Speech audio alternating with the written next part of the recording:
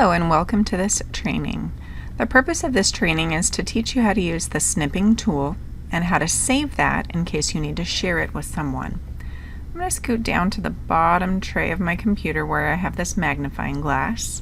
I'm going to click one time and I'm going to begin typing snipping tool. I don't have to complete the entire word in order for snipping tool to appear, and I'm going to click right here. Right here, I have this box that allows me to use the resources on display up at the top in order to grab a snip of something on my computer. So I don't have to use my cell phone in order to take a picture and then use that in order to send it to someone. I can actually take a picture inside of the computer using software that's already here. This is free. It's not something that I installed. It came with my computer. So I'm now going to click right here where it says new. I'm going to click one time right there, and when I do that, a milky white film appears across my entire screen. I'm going to scoot away from that box, and you'll notice how this plus symbol is traveling with me. I'm going to go to one of the far corners of whatever space I want to take a picture of. I'm going to scoot all the way over here to the right.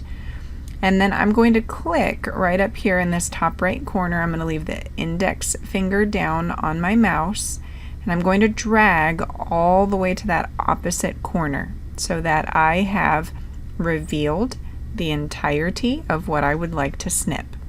When I let go, it will now appear in this larger box that says snipping tool at the top. Now I could click this box and make it full screen. If that's helpful for you. I'm going to kind of leave it down in this space just a little bit, because what I want to do is I want to show you just a few features at the top, and then from there I'm going to move over to the File and then Save button. This item right here is blue, which indicates that I'm using it right now, that it has been selected. If I am sharing something with someone and I need to draw their attention to one specific area, then I can use that pen tool in order to draw their attention to something specific.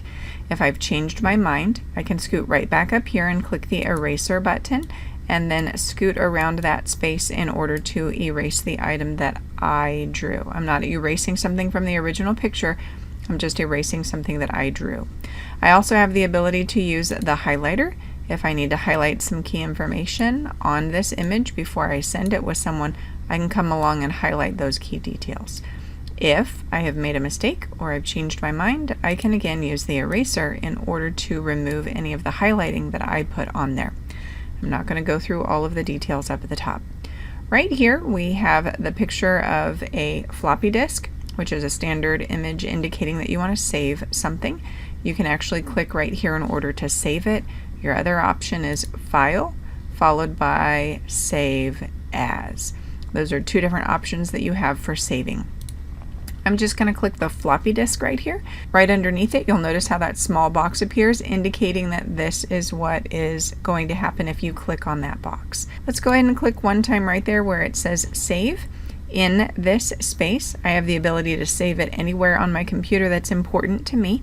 If the desktop is your favorite space and you want to save it there, you can. If you want to create a folder or tuck it into somewhere specific because you need to find it a few minutes from now, because maybe you're going to drop it into a learning portal, you're going to drop it into an email, or you're going to save it or send it somehow, make sure that you have saved it in a spot that is most helpful for you. Name it something that's helpful. Right now I'm working with a PDF file. In my opinion, that's hyper generic because you have lots of different PDF files. I was working specifically with a resource related to Chrome. So if you want to identify that it has something to do with what the actual image is, Google Chrome, and then maybe you need to put your name on there. Specifically, if it's going into a learning portal, you would want your professor or the individual who's overseeing your learning pathway to know that you are the one who completed that task.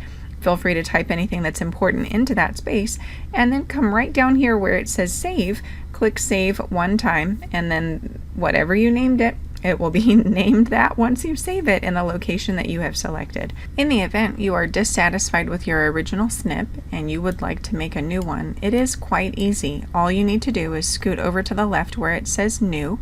When you click New, you will see that milky white layer appear all over your screen.